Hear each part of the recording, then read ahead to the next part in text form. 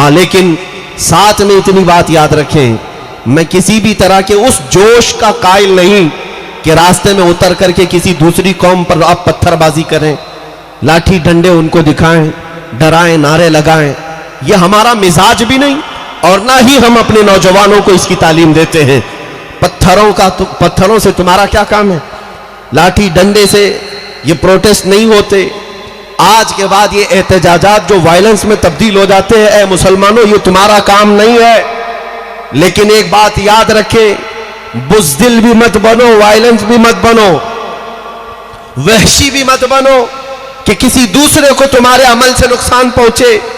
میرا دین تو یہ ہے، میرے آقا صلی اللہ علیہ وسلم نے ارشاد فرمایا کسی دوسری قوم پر صحابہ اکرام کو اگر جہاد میں بھی جانا ہوتا، میرے آقا تعلیم دیتے کہ جہاد جن لوگوں نے تمہارے خلاف تلوار اٹھائی انہی کے ساتھ تمہارا مقابلہ ہوگا. باقی کسی عورت، کسی بچے، کسی بوڑھے کے ساتھ تم کوئی مقابلہ نہیں کرو گے.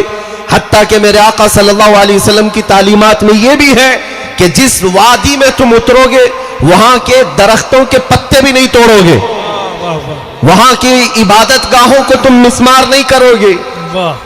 ان علاقے کے لوگ جن جن جگہ پر عبادت کرتے ہیں ان کے عبادت خانوں کو نہیں توڑو گے. یہ میرے آقا کی تعلیمات ہیں. سبحان اللہ. لہٰذا جو نوجوان میرے آقا صلی اللہ علیہ وسلم سے محبت کرتا ہے وہ راستوں میں اگر آ بھی گیا تو اس کا یہ مزاج ہونا چاہیے کہ راستہ چلتے ہوئے نہ وہ کبھی کسی بچے کو چھوئے، نہ کسی عورت کو تکلیف دے، نہ کسی بوڑھے کو، اور نہ ہی ان لوگوں سے کوئی تمہارا احتجاج ہے جو خاموش اپنی دکانوں میں یا بازاروں میں ہے، بلکہ تمہارا احتجاج ان پاکھنڈیوں کے خلاف ہے جو کبھی اپنے گوفے سے باہر نہیں آتے.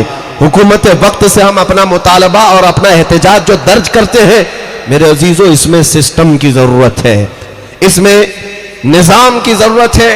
آپ اس طرح سے سڑکوں پر اتر کر اگر اپنے آپ کو ہلاکت میں ڈالتے ہیں تو پھر آپ حالات دیکھ رہے ہیں. ہزاروں بچے تو اب ہمارے جیلوں میں جا چکے، لیکن جن کی وجہ سے یہ سارا وواد ہوا وہ آج بھی کھلے گھومتے ہیں. ان باتوں کو آپ سمجھا کریں. میں اس بات کا قائل نہیں ہوں کہ تمہیں گھروں میں بٹھاؤں اور اس بات کا بھی قائل نہیں ہوں کہ تمہیں وحشی بناؤں. درمیان کا راستہ ہمارے پاس موجود ہے. ہم اپنے نبی کی محبت کم ہونے بھی نہیں دیں گے اور محبت میں میرے آقا کے کسی دوسرے کو اذیت بھی نہیں پہنچائیں گے. یہ وہ راستہ ہے جس راستے کو لے کر ہر مسلمان بچے کو چلنا چاہیے. جو حالات آج پیش آ رہے ہیں یہ آج سے تقریباً 300 سال پہلے یہودیوں نے ترکی میں بھی کیا تھا. وہاں پر جب مسلمان احتجاج کے لیے اترتے تھے 20-25 ان کے لوگ بھی آتے اور پھر اس احتجاج میں شامل ہو کر کے اس احتجاج کو پورا کا پورا تشدد میں بدل دیتے. ایک دوسرے کے گھروں پر پتھر مارنا. اور اس کے بعد ہوتا کیا، ان سارے لوگوں کو جو سڑکوں پر آئے تھے خلیفہ اور وقت کے حاکم کی پولیس اٹھاتی اور اندر لے جاتی. اس طرح کے حالات آج پھر اپنائے جا رہے ہیں. اس لیے میں اپنے بچوں سے اور نوجوانوں سے اس بات کی اپیل ضرور کروں گا، جہاں تم اپنے نبی پاک کی محبت کی بات کرتے ہو عقل سے بھی کام لو اور عشق سے بھی کام لو. حضور پاک صلی اللہ تعالی علیہ وسلم کی محبت میں لوگوں کو اس طرح ہلاکت میں جھونک دینا یہ عقل مندی نہیں ہے. ہاں الحمدللہ میں نے دیکھا ہے پچھلے 1 سال کے اندر پورے ہندوستان کے اب کونے کونے سے آواز آنے لگی ہے. ان ظالموں نے سوچا تھا کہ نبی پاک کے اخلاق پر انگلی اٹھا کر ان کو ٹھیس پہنچائیں گے، ان کو ختم کر دیں گے یا حضور کے خلاف ان کو بدگمان کر دیں گے، لیکن تمہاری یہ ساری چالیں تمہارے منہ پر ماری جاتی ہیں. اب میں چھوٹے سے گاؤں میں 20-25 گھروں کا جو گاؤں ہے اس گاؤں سے بھی میں نے کئی مرتبہ اپنی گاڑی میں بیٹھے سفر کیا. جب راستے سے گزرتے ہیں بچے جوان جو بھی وہاں پر راستے میں آئے، دیکھتے ساتھ سب سے پہلے ان کی زبان سے جو بات نکلتی ہے لبیک یا رسول اللہ، سبحان اللہ، سبحان اللہ، لبیک یا رسول اللہ، لبیک یا رسول اللہ. میرے دیش کی اور میرے اس وطن عزیز کی قوم جو مسلمان ہے برسوں سے ہو سکتا ہے ادھر ادھر غفلت کے شکار تھے، لیکن الحمدللہ اب متحد ہوتے ہوئے نظر آ رہے ہیں. اور ہمارا یہ اتحاد، ایک بات یاد رکھیں، آج بھی متحد ہو سکتی ہے ہماری پوری قوم، لیکن کسی اور مسئلے پر نہیں، گنبد خضرا کے نام پر متحد ہوتی ہے. حضور کے نام پر ہم سب کو جوڑا جا سکتا ہے. اور آپ بیدار رہیں، انشاءاللہ العزیز حالات سب اچھے ہونے والے. ڈرنے کی ضرورت نہیں، خوف کھانے کی ضرورت نہیں. میں تاریخ آپ کے سامنے اگر رکھوں تو ایسی خطرناک مشقتیں ہماری ان جماعتوں پر ڈالی گئی ہیں. بغداد کو 5 مرتبہ توڑا گیا ہے، پوری طرح سے تباہ و برباد کیا گیا ہے.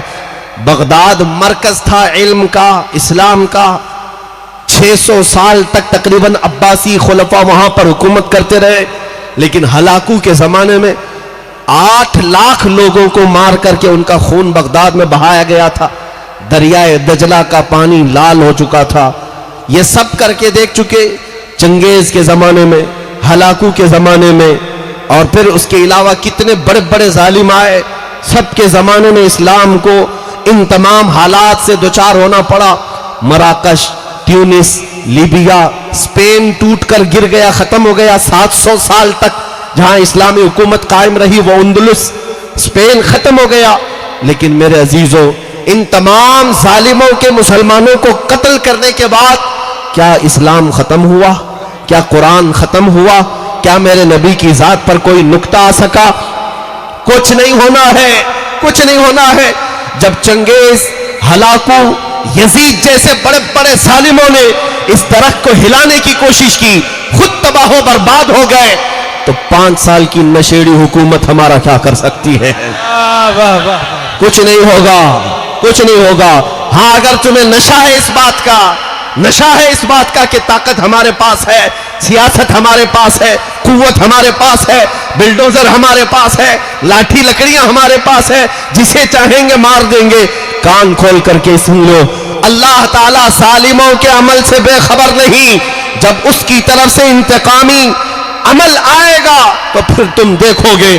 اسی بات کا نعرہ میرا یاد رکھو کہ چند سالوں کے بعد یا چند مہینوں کے بعد کچھ دیر کی خاموشی ہے، پھر شور آئے گا.